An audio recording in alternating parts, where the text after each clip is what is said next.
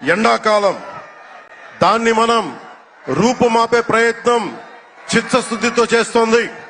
పరిశ్రమలు, ఉద్యాన పంటలు, సాగునీటి ప్రాజెక్టులు మొదలైనవి చేపట్టి రాయలసీమని రతనాల సీమగా మార్చే దిశలోనే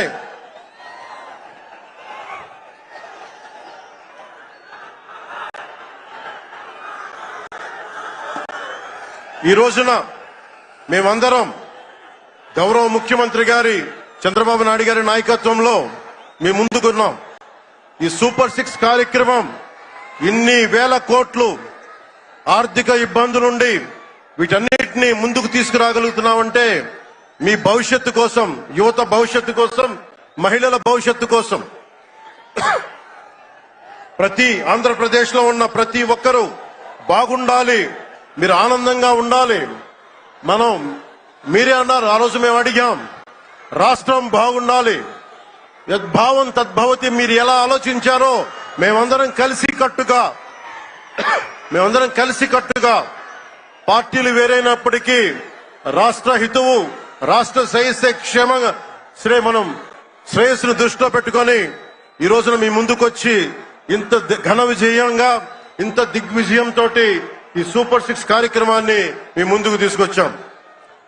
దీని సూపర్ 6 కార్యక్రమానికి సంబంధించి భవిష్యత్తు రాయలసీమ వెనుకబాటుతనం గురించి, దానికి నీటి సౌకర్యాల గురించి, పారిశ్రామిక గురించి గౌరవ ముఖ్యమంత్రి గారు మాట్లాడతారు. నేను చెప్పదలుచుకున్నది ఒకటి, ఆరోగ్య బీమా పథకం సాకారం కాబోతుంది. ఒక్కొక్క పథకం ద్వారా ఒక్కొక్క కుటుంబానికి 25 లక్షల ఆరోగ్య బీమా వర్తిస్తుంది. అలాగే పర్యాటక రంగంలో కూడా మనకి దాదాపు 10,000 పైచులకు పెట్టుబడులు ఆకర్షిస్తున్నాం.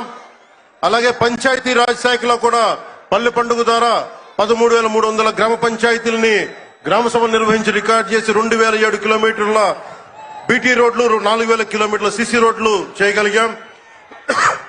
1,55,000 నీటి కుంటలు నిర్మించి 1 TMC నీటిని వర్షాకాలం నిల్వ చేయగలిగాం. అలాగే మూగజీవాల దాహార్తి తీర్చేందుకు 15,000కు పైగా నీటి తొట్లు నిర్మించాం. 22,518 మినీ గోకులాలు చేశాం.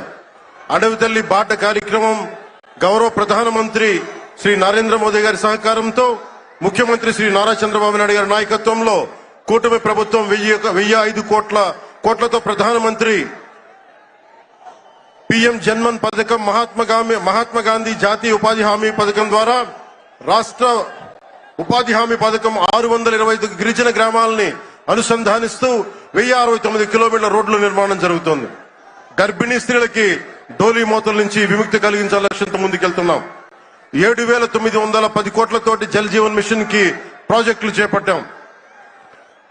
అటవీ విస్తారాన్ని పెంచే లక్ష్యంలో 1 కోటి మొక్కల నాటే కార్యక్రమానికి శ్రీకారం చుట్టాం. కర్ణాటక ప్రభుత్వానికి నుంచి సహకారంతో 4 కుంకి ఏనుగులను తీసుకొచ్చాం. అలాగే శాంతి భద్రతల పరిరక్షణ వ్యవహారంలో భేదాలు చూడకుండా ముందుకు వెళ్తామని శాసనసభ సాక్షిగా గౌరవ ముఖ్యమంత్రి శ్రీ నారా చంద్రబాబు నాయుడు గారు స్పష్టం చేశాం. నేను అదే మాట చెప్పాను. ఆ మాటకు కట్టుబడే ముందుకు వెళ్తున్నాం. శాంతి భద్రతలకు ఎలాంటి ఆటంకం కలగకుండా ఉన్నప్పుడే రాష్ట్రంలో పెట్టుబడులు, పరిశ్రమలు వచ్చి యువతకి ఉపాధి, ఉద్యోగ అవకాశాలు లభిస్తాయి.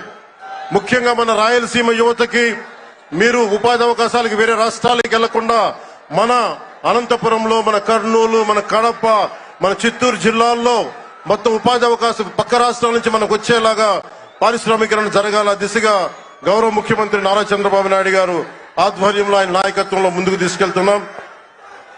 కూటమి ప్రభుత్వం ప్రతి అడుగులోనూ త్రికరణ శుద్ధితో పనిచేస్తుంది. గౌరవ ప్రధానమంత్రి శ్రీ నరేంద్ర మోదీ గారి వికసిత్ భారత్ విజన్ దిశగా గౌరవ ముఖ్యమంత్రి శ్రీ నారా చంద్రబాబు నాయుడు గారి నాయకత్వంలోని కూటమి ప్రభుత్వం ముందుకు సాగుతూ 2047 నాటికి ఆంధ్రప్రదేశ్ ని దేశంలో నెంబర్ 1 రాష్ట్రంగా తీర్చిదిద్దుతామని మీ అందరికీ తెలియజేసుకుంటూ జై భారత్, జై హింద్.